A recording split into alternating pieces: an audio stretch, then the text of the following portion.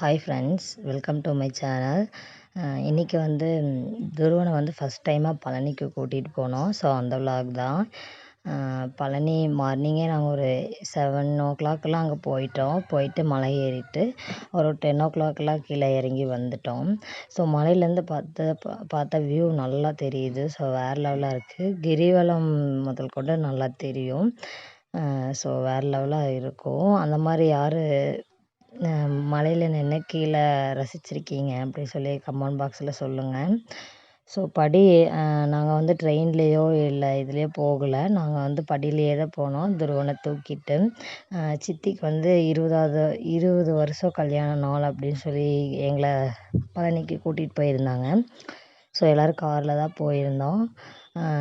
போயிட்டு ரிட்டன் வரும்போது அப்படியே கனக்கம்பட்டி சாமி கோயில் சொல்லுவாங்க, அங்கேயும் போயிருந்தோம். ஸோ அங்கெல்லாம் வந்து வீடியோ ஷூட் பண்ண முடியல.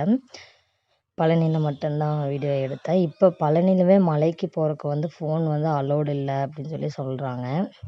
ஸோ கீழேயே செக் பண்ணி தான் அனுப்புகிறாங்க. பட் ஆனால் ரொம்ப 2 வருஷத்துக்கு அப்புறமா பழனிக்கு போயிட்டு வந்திருக்கேன். ஏன்னா கல்யாணம் ஆனதுக்கப்புறம் நான் போகவே இல்லை. இப்போ தான் போனேன். ஸோ இந்த பிங்க் கலர் ஷர்ட் போட்டு வராரு இல்லையா, மேலே துண்டு போட்டு, இதுதான் வந்து அப்பா. மொட்டை அடிச்சுக்கிறது அண்ணா. இது அக்கா, அம்மா, பாட்டி, சித்தி, சித்தப்பா, நான், என் ஹஸ்பண்ட், அப்புறம் துருவ். நாங்கள் எல்லாருமே போயிருந்தோம் காரில். ஸோ வேறு லெவல் என்ஜாயாக இருந்துச்சு. ஏன்னா ரொம்ப நாளுக்கு அப்புறம் தம்பி பிறந்து அவுட்டிங் போகிறது அப்படிங்கிறதே எல்லாருக்குமே ஜாலியாக தானே இருக்கும். ஆஃப்டர் டெலிவரி வந்து எல்லாருமே என்ஜாய் பண்ணுறது தானே. ஸோ நானும் அது மாதிரி தான் என்ஜாய் பண்ணேன்.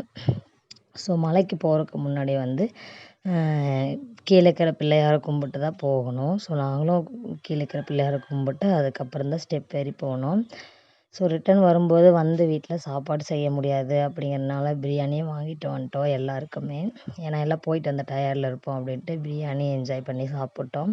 ஸோ இது வந்து நெக்ஸ்ட் டே மார்னிங் எழுந்திரிச்சி ரெஃப்ரெஷ் ஆகிட்டு எழுந்திரிச்சி இந்த மாதிரி வியூ பார்க்குறதே ஒரு மாதிரி மனசுக்கு ரிலாக்ஸாக இருக்கும். ஸோ துருவன் இன்னும் அவங்க அப்பா மேலே படுத்துட்டு இருக்காரு.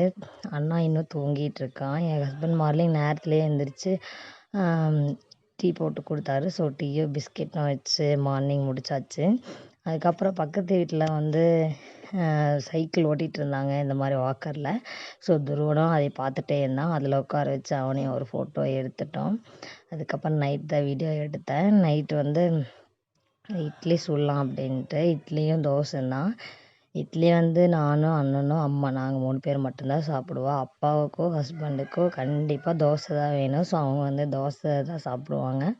ஸோ எங்களுக்கு மட்டும் ஒரு அடிச்சல் ஊற்றி வச்சுட்டு அதுக்கப்புறமா தோசை ரெடி பண்ணுறக்கு ஆரம்பிச்சிட்டேன். சட்னி வந்து தக்காளி கடையில் தான் பண்ணியிருந்தேன். ஸோ அது வந்து ரெண்டுக்குமே டேஸ்ட் நல்லாயிருக்கும். ஸோ அதுதான் பண்ணியிருந்தேன். தோசை சுட்டுட்டு அதுக்கப்புறமா எக் தோசை சுடலாம் அப்படின்ட்டு எக் தோசையிலே வெறும் முட்டையை உடச்சி ஊற்றாமல் அதை நம்ம எக் பொடி மாஸ் பண்ணுவோம்ல, ஸோ அதே மாதிரி இதில் பண்ணி தோசையில் ஆட் பண்ணியிருந்தேன். ஸோ டேஸ்ட் வந்து வேறு லெவலாக தான் இருந்துச்சு. உண்மையாகவே அப்படி வரும்னு நான் நினைக்கவே இல்லை.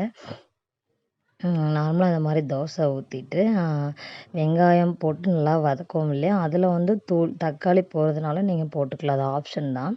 ஸோ அதுக்கப்புறமா மட்டன் மசாலா, கறி மசாலா, மிளகாத்தூள், காரத்துக்கு ஏற்ற மாதிரி மஞ்சத்தூள், பெருங்காயத்தூள், இதை மட்டும் போட்டு நல்லா வதக்கணும். ஸோ முட்டையை வந்து நல்லா பொடி பொடியாக பண்ணணும். ஏன்னா அதான் பொடி மாசுன்னு சொல்லுவாங்க. ஸோ அந்தளவுக்கு பண்ணுறது தோசையில் நல்லா ஒட்டும்.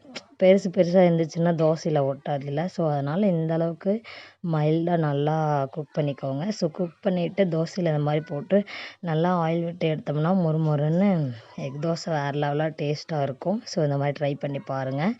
சாப்பிட்டு முடிச்சுட்டு அதுக்கப்புறம் தாத்தா கூட துருவன் நடக்கிறதுக்கு ஆரம்பிச்சிட்டாரு. ஸோ இப்படிலாம் நடக்க வச்சு ஜாலியாக என்ஜாய் பண்ணுறான் வண்டியை ஓட்டிகிட்டு. ஸோ டெய்லி ஈவினிங் டைமில் துருவனுக்கு இந்த ஒர்க்கு தான். ஸோ வீடியோவோட எண்டுக்கு வந்தாச்சு. இந்த விலாக் உங்களுக்கு பிடிச்சிருக்குன்னு நினைக்கிறேன். மறக்காமல் லைக் பண்ணி ஷேர் பண்ணி சப்ஸ்கிரைப் பண்ணிக்கோங்க.